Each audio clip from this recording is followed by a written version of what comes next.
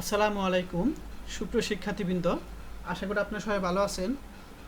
আজকে আমরা linear algebra সাবজেক্টের চ্যাপ্টার 6 এর এক্সাম্পল 11 নিয়ে আলোচনা করব।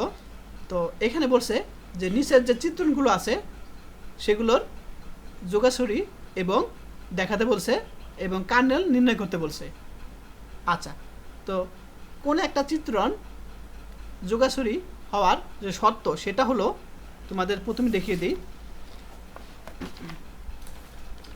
সে শর্তটা আমি তো বেসিক ক্লাসে বুঝিয়েছি, কিন্তু যদি আমাদের এই দুইটা শর্ত পালন করে তাহলে সে চিত্রণটাকে বলা হয় তোমার যোগাসরি বলা হয়। তাহলে এই দুইটা শর্ত আমাদের কি পূরণ করতে হবে। আচ্ছা, তো এই দুইটা শর্ত পূরণ করার জন্য অবশ্যই আমাদের ইউ ভেক্টর এবং বি ভেক্টর ধরে নিতে হবে। ঠিক আছে, ইউ ভেক্টর বি ভেক্টর আমরা ধরে নিতে হবে। তো দেখো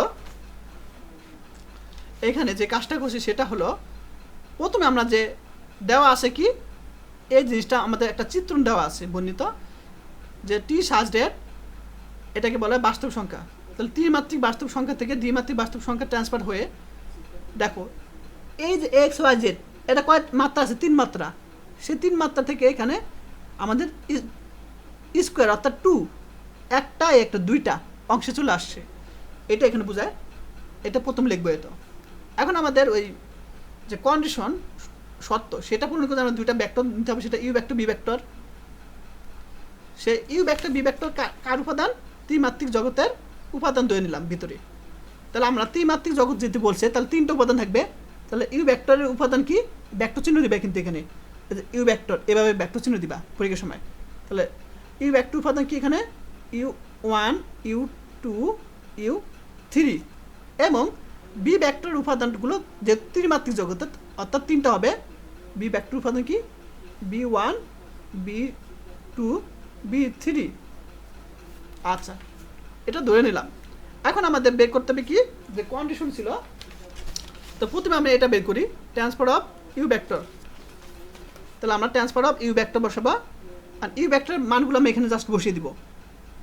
এখন এটা হলো এক্স, এটা ওয়াই, এটা জেড, তুলনা করব। তাহলে এই যে এক্স হলো তোমার u1, ওয়াই হলো u2 এবং জেড হলো u3, সেগুলো আমরা এখানে বসিয়ে দিব। তাহলে আমরা জেডের পরিবর্তে কি u3 বসাবো, এক্সের পরিবর্তে u1 প্লাস আর ওয়াই বদলে u2 বসাবো আমরা এখানে। আবার সেম আমরা এখানে বি ভেক্টর হবে, এখানে বি হবে বি ভেক্টর। ঠিক আছে, বি ভেক্টর হবে। আচ্ছা, বি ভেক্টরের মানটা আমি বসিয়ে দিলাম। তারপর আমরা এখানে এটা হলো এক্স ওয়াই জেড। তাহলে আমরা এখানে কি বসাবো? জেডের জায়গায় b3 বসাবো, এক্সের জায়গায় b1 এবং ওয়াই জায়গায় b2 বসিয়ে দিব। জাস্ট এগুলো এক্স ওয়াই জেড ট্রান্সফার হয়ে আমরা এখানে বসিয়ে দিব। এখন এটা দুটা যোগ করবো আমরা। তাহলে আমরা যখন যোগ করব এটা তখন তাহলে প্রথমটার সাথে প্রথমটা যোগ, দ্বিতীয়টার সাথে দ্বিতীয়টা যোগ করবো আমরা। ক্লিয়ার? তোমরা বই সামনে রাখো, এটা 2022 সালে চলে আসছে। সহজ নিয়ম, জাস্ট নিয়মটা ফলো করবা। আচ্ছা, এখন আমরা আরেকটা অংশ বের করবো, সেটা হলো তোমার এই যে অংশটা বের করবো। অর্থাৎ এটা মান পেয়েছি, কারণ এটা মান বের করবো। তার জন্য আমাদের কি u vector plus b vector উপাদানগুলো কি হবে? যোগ হবে। তাহলে এখানে ইউ ভেক্টরের উপাদানগুলো কি ছিল আমি এখানে লিখে দিই। ইউ ভেক্টর উপাদান হলো u1 u2 u3 এবং বি ভেক্টর উপাদানটা কি ছিল? b1 b2 b3। এখন যে যোগ করতে বলছে, তো প্রথমটার সাথে প্রথমটা যোগ, কমা দ্বিতীয়টার সাথে দ্বিতীয়টা যোগ, কমা তৃতীয়টার সাথে তৃতীয়টা যোগ। এটা ইউ, কিন্তু বুঝতে পারছো? তো ট্রান্সফার সাথে সাথে আছে। এখন এটা হলো তোমার এক্স ধরবো, এটাকে ওয়াই ধরবো, এটাকে আমরা জেড ধরবো। তাহলে এক্স ওয়াই জেড। তাহলে আমরা এখানে আমার যে কোশ্চেনটা ছিল, কোশ্চেনটা কি ছিল? এখানে Z comma x plus Y. তো জেডের জায়গায় বসাবো u3 প্লাস b3, এক্সের জায়গায় বসাবো u1 plus b1 plus Y জায়গায় বসাবো u2 প্লাস b2। জাস্ট আমরা এখানে বসিয়ে দিলাম, সিম্পল জিনিস। দেখো বসিয়ে দিলাম। ক্লিয়ার? এখন এগুলো তো আর কোনো চেঞ্জ করা যায় না। তাহলে আমরা 1 নং সমীকরণ দিয়েছিলাম কি, এই যে 1 নং সমীকরণটা, এই যে u vector of t of u vector plus t of b vector, এই দুটা যোগফল যে মানটা পেয়েছি, ঠিক আছে, আমরা যে মানটা পেয়েছি সেই মানটার সাথে কিন্তু আমাদের এই মানটা মিল আছে, এই মানটা কিন্তু মিল আছে, অর্থাৎ এই দুটো সমান। তাহলে আমাদের কিন্তু প্রথম কন্ডিশন মিলে গেছে, প্রথম কন্ডিশনটা মিলে গেছে। এখন আমরা এটা বের করব। তো এটা বের করার জন্য প্রথমে ভিতরে এই অংশটা আমরা কাজ করব, আলফার সাথে ইউ ভেক্টর গুণ করব। তো আলফা একটা স্কেলার, তো আলফা ইউ ভেক্টর, তো ইউ ভেক্টর উপাদান কি ছিল, u1 u2 u3, তাহলে তার সাথে আমরা আলফাটা কি হবে, গুণাকার আছে, গুণ করলাম। এখন আমরা ট্রান্সফার করব, ট্রান্সফার অফ আলফা ইউ, তাহলে আমরা এটুক মান বসে দিলাম। আচ্ছা, এখন আমরা যে কাজটা করছি সেটা হলো এটাকে, এটা এক্স ধরবো, ওয়াই জেড মনে করব, তাহলে এক্স ওয়াই জেড মনে করব। তাহলে আমরা এখানে ছিল কি, আমাদের সূত্র ছিল জেড, জেডের জায়গায় বসাবো আলফা u3, এখানে এক্স প্লাস ওয়াই ছিল, তাহলে এক্সের জায়গায় বসাবো যেটা আলফা u1 প্লাস ওয়াই ছিল, ওয়াই জায়গায় বসাবো আলফা u2। আচ্ছা, তারপর আমরা প্রত্যেকটা জায়গাতে আমরা আলফা কমন নিব, তাহলে u3, কি লিখতে পারি, u1 প্লাস u2। এখন এইটা মান কত, টি অফ ইউ ভেক্টর মান u3, u1 প্লাস u2, এটা কার মান, ট্রান্সফার অফ ইউ ভেক্টরের মান। দেখাই দিই, এই যে ট্রান্সফার অফ ইউ ভেক্টরের মান হলো যেটা, ঠিক আছে, তোমার সবাই বই সামনে রাখো, এটা। তাহলে আমাদের কিন্তু সত্য দুটা কন্ডিশন মিলে গেছে, যে কী ছিল কন্ডিশন, এইটার সমান সমান এটা দেখাতে বলছিল, মিলে গেছে, এবং এটার সমান সমান এটা মিলে গেছে, অর্থাৎ টি যোগাসুরি। সবাই বুঝতে পারছো? এখন আমার কার্নেল বের করতে হবে। তো যখন কার্নেল বের করতে পারবো তখন আমরা এখানে যেহেতু আমরা কি আছে, তিনটা উপাদান আছে দেখো, এক্স ওয়াই জেড, তাহলে আমরা এক্স ওয়াই জেডকে আমরা কার্নেল টি এর উপাদান মনে করব, এক্স ওয়াই জেডকে কার্নেল টি এর উপাদান মনে করব।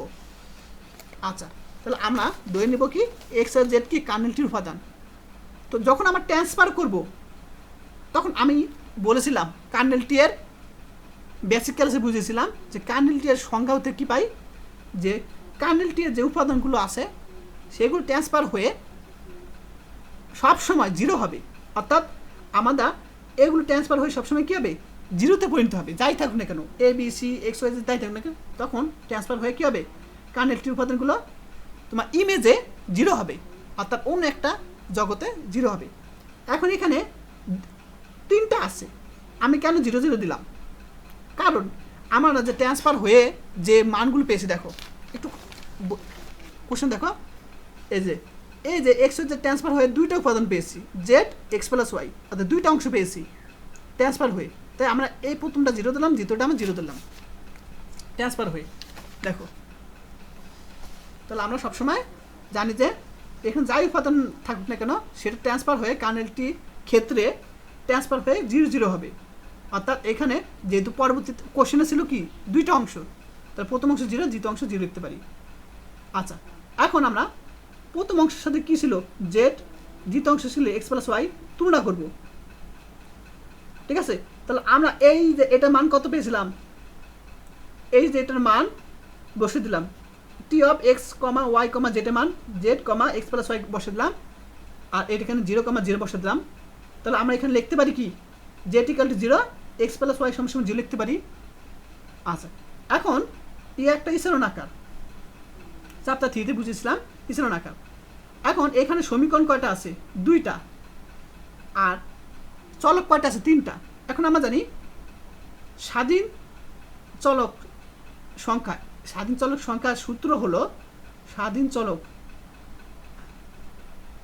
সংখ্যার সূত্র হলো ইকুয়াল টু হলো তোমার যে চলক সংখ্যা থেকে বিয়োগ সমীকরণ সংখ্যা হবে, অর্থাৎ চলক সংখ্যা কয় আছে, এক্স ওয়াই জেড তিনটা আছে, আর সমীকরণ কয় দুইটা আছে, দুইটা সমীকরণ, তাহলে আমরা 3 থেকে যদি আমরা 2 বিয়োগ করি 1 থাকবে, স্বাধীন চলক সংখ্যা 1।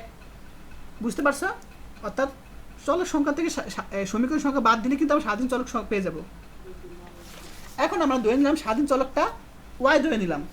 আমরা ইচ্ছা মতো একটা ধরে নিতে পারি। আমি এই জিনিসটাকে আমরা যেহেতু জেড আছে, যেহেতু 0 মান দেওয়াই আছে, তাহলে আমরা এক্স আর ওয়াইয়ের মধ্যে যে কোনো একটা ধরে নিব। তাহলে আমরা এক্স আর ওয়াইয়ের মধ্যে আমরা ধরে নিলাম কি, ওয়াই ধরে নিলাম আমরা। এবং সেই ওয়াইয়ের মানটা আমরা মানে অ্যান্সারটার জন্য সঠিক মানে তোমার ভালো একটা অ্যান্সার পাই, সেই জন্য আমরা 1 বসে দিলাম এখানে। এখানে তুমি চাইলে 2 বসাতে পারতা, এখানে চাইলে তোমার 2ও বসাতে পারতি। তো যাই হোক, এগুলো আমরা ধরে দেওয়ার কারণে মানে ইচ্ছা মতন ধরলাম, যেহেতু সহজ হয়, সহজ করার জন্য আমরা এখানে 1 ধরলাম, সিম্পল জিনিস। তাহলে ওয়াইয়ের মান যখন আমরা 1 ধরবো তখন এক্সের মান কি অবশ্যই -1 হবে, আর জেটের মান তো 0ই। তাহলে আমরা কার্নেল টি এর ভিত্তি পাবো। আমাদের কোশ্চেন বলছে কার্নেল টি ভিত্তি বের করতে বলছে। তো কার্নেল টি এর ভিত্তি আমরা সেকেন্ড ব্র্যাকেট কয়টা বেশি, এক্স এর মান, ওয়াইয়ের মান, জেটের মান বসাবো। তাহলে আমরা এখানে সেকেন্ড ব্র্যাকেট, তারপরে এখানে দিব এক্স এর মান কত -1, ওয়াইয়ের মান 1, জেটের মান 0, সেম এভাবে দিব। আর যদি তুমি গাণিতিকভাবে লেখো তখন আমরা শুধু এখানে এল দ্বারা ইকুয়াল কার্নেল টি দিব গাণিতিকভাবে। এবার মুখে বলতে পারো বা এখানে লিখেও দিতে পারো। তাহলে এই টাইপের যদি কোশ্চেন আসে ইনশাল্লাহ পারবে। তো তোমরা এই যে এই অঙ্কটা তোমরা নিজেরা করবে।